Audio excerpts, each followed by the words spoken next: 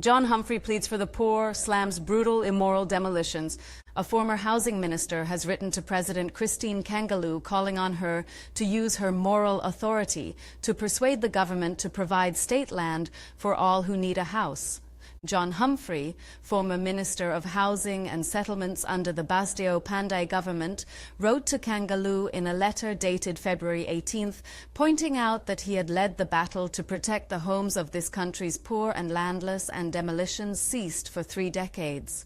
However, he said the brutal, immoral and unconstitutional demolitions have resumed. Humphrey was referring to the recent demolitions and evictions of families from state lands at Ramjatan Trace, Arima.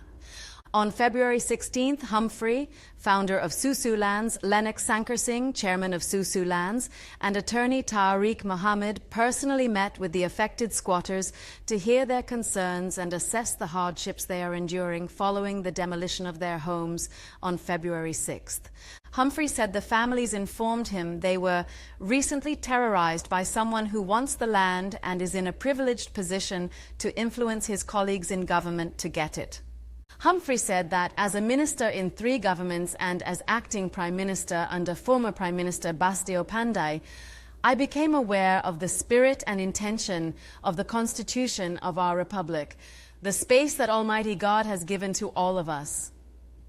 He pointed out that the opening statement of this country's Constitution states in part, whereas the people of Trinidad and Tobago respect the principles of social justice and therefore believe that the operation of the economic system should result in the material resources of the community being so distributed as to subserve the common good, that there should be adequate means of livelihood for all.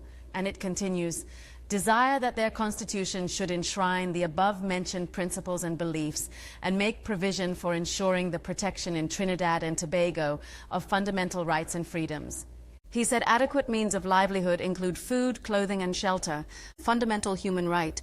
In addition to the Constitution, Humphrey noted the United Nations has adopted, since Habitat 2 in June 1996, a motion moved by this country's delegation of shelter as a fundamental human right. State land is a material resource of the community, and it should be distributed to subserve the common good and be provided to those who need it for their livelihood, he said. Act No. 25 of 1995 protects about 60,000 settlers on state land, but it is deficient as, constitutionally, there should be no discrimination, equality of treatment and adequate means of livelihood for all, he said. Humphrey concluded his letter by urging Kangaloo to take action. As President of the Republic of Trinidad and Tobago, you have the moral authority to persuade the government to provide state land for all who need a house and cannot afford to buy land that is being marketed, and to stop demolishing the homes of our poor citizens. On February 6th, the Commissioner of State Lands and Police cracked down on squatters who had erected illegal structures at the La Culebra site in Ramjatan Trace off Tumpuna Road, Arima. About a dozen illegal structures were demolished, and the move was defended by the Housing Development Corporation, which said it was necessary to help develop legitimate housing for citizens. The government has taken a firm approach against squatting and has maintained that the squatters at Ramjatan Trace occupied the lands illegally. Prime Minister Dr. Keith Rowley, when asked recently about the issue, said squatters cannot occupy the land illegally and then try to hold on to it when asked to leave.